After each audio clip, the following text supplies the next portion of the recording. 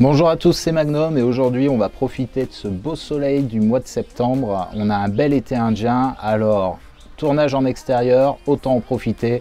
J'espère que le son sera bon parce qu'il y a pas mal de voitures qui passent pas loin. Il n'est pas rare de voir régulièrement des personnes qui s'insurgent sur les réseaux sociaux concernant le prix des 125 actuels. Je me suis donc posé cette question, est-il vrai que les 125 sont plus chers aujourd'hui qu'à l'époque ? Afin de structurer mon enquête, il me fallait faire le distinguo entre deux points. Premièrement, le prix des 125 neuves à l'époque et deuxièmement, le prix du marché de l'occasion et son évolution. Commençons donc par le prix des 125 neuves, mais avant tout, générique. OMW, on my way to you. Good at what I do. I'm OMW, OMW. Afin de pouvoir comparer, il me fallait choisir des modèles et retrouver leur prix à une année donnée. La tâche fut assez ardue et j'ai choisi des modèles assez hétéroclites afin de couvrir d'une manière non exhaustive la production de l'époque et avoir une idée du phénomène. En gros, j'ai choisi au pif, au hasard, en prenant les modèles que je pouvais trouver. Certaines sources n'étant pas fiables et n'ayant pas pu trouver pour certains modèles différents prix à recroiser, il se peut que quelques coquilles soient relevées par les plus anciens d'entre vous. Mais dans l'ensemble, on aura une vision du prix des modèles de l'époque. Une Yamaha Virago de 96 était affichée au prix de 3 600 €, environ 24 000 francs de l'époque. Une Honda Varadero s'affichait suivant l'année et la version entre 4 999 € et 5 499 €. La Shadow était elle vendue neuve à 4 500 €. Une Delim Roadwind de 2008 se négociait à 2 990 €. Une CBF 125 était à 2 390 € et le prix de sa rivale, la Yamaha YBR, variait de 2 285 € à 2 599 €.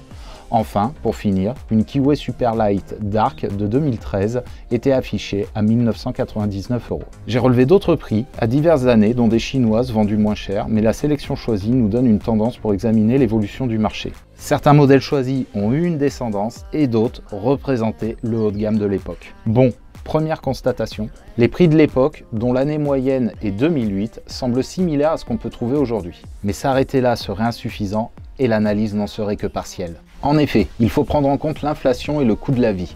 Par exemple, 20 000 francs en 2000, c'était environ 3 000 € au taux de change franc-euro lors de son entrée en vigueur en 2002. Mais 20 000 francs en 2000 correspond avec l'inflation à 4 100 € aujourd'hui et non plus 3 000.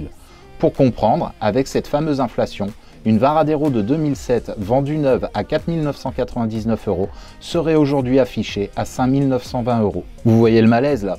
Toujours en prenant en compte l'inflation, une Virago de 96 serait affichée à 5 058 €, une Shadow de 2007 à 5 330 €, une Delim Roadwind de 2008 à 3 600 €, une CBF à 2 700 €, une YBR à 2 750 €, une Kiwi à 2 145 € et une R125 à 4 929 €.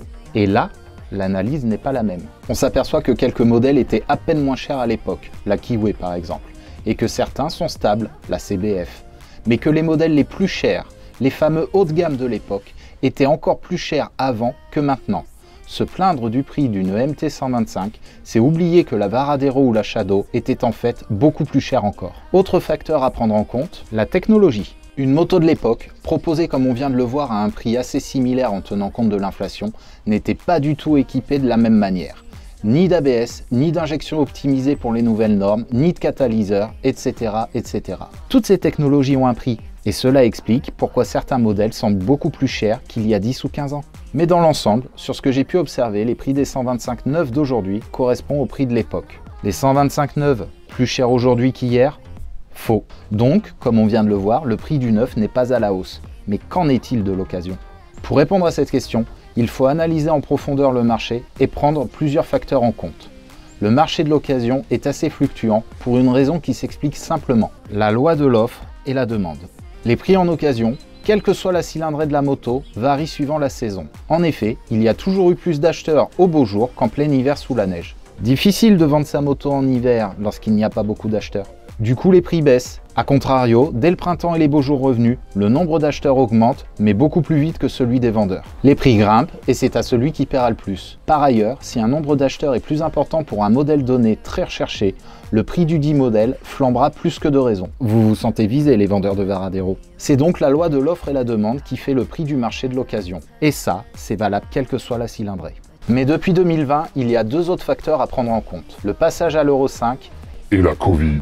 En effet, en plus de devoir renouveler leur gamme et proposer de nouveaux modèles aux normes Euro 5, les constructeurs ont dû faire face à une pandémie mondiale qui a mis à l'arrêt l'économie. On va pas refaire le match, mais ça se traduit par deux choses. 1. Une pénurie de modèles neufs et des délais de livraison à rallonge. 2. Certains modèles qui, à cause de l'Euro 5, perdent en performance et en agrément de conduite. Du coup, des petits malins se sont frottés les mains voyant venir l'aubaine.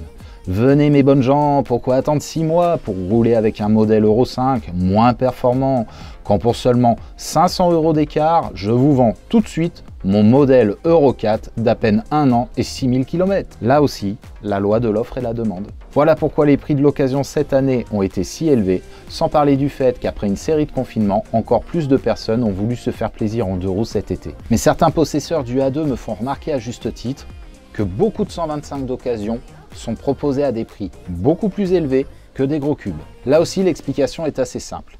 Les chiffres concernant les permis moto sont flous, mais on estime entre 1,5 million et 2,5 millions le nombre de conducteurs de 2 roues, toutes cylindrées confondues. Les analyses pencheraient pour un nombre de conducteurs de 125 et plus entre 1,1 million et 1,5 million.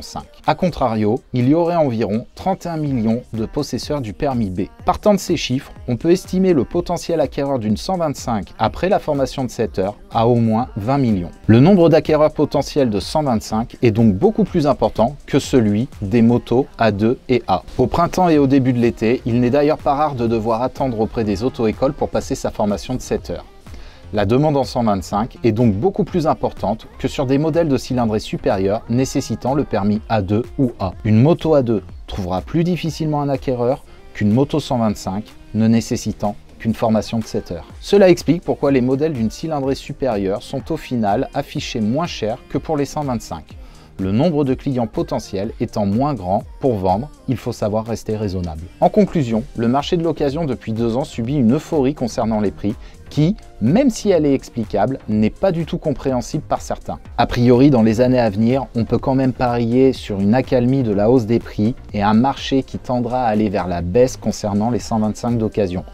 En effet, les constructeurs devraient retrouver un rythme de croisière normal concernant la livraison et la distribution de leurs nouveaux modèles. Si des modèles neufs sont accessibles avec seulement 1 mois d'attente, difficile de justifier le prix astronomique d'une occasion d'1 an. Seuls les modèles, toujours aussi recherchés de par leur réputation de fiabilité et l'aura qui les entoure, pourront continuer à se permettre des prix déraisonnables que certains sont pourtant prêts à débourser.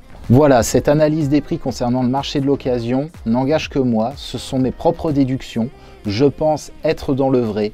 La loi de l'offre et la demande a toujours fait le prix d'une marchandise, quelle que soit cette marchandise, et la moto 125 ne fait malheureusement pas exception. Cette vidéo est à présent terminée, j'espère qu'elle vous aura plu. Vous êtes de plus en plus à vous abonner, merci encore, on a dépassé les 1700. Pour ceux qui ne l'auraient pas encore fait, abonnez-vous, ça me permet d'être mieux référencé pour pouvoir vous proposer encore plus de contenu. Comme d'habitude, diffusez, likez cette vidéo. C'était Magnum, je vous dis à bientôt. Ve à tous.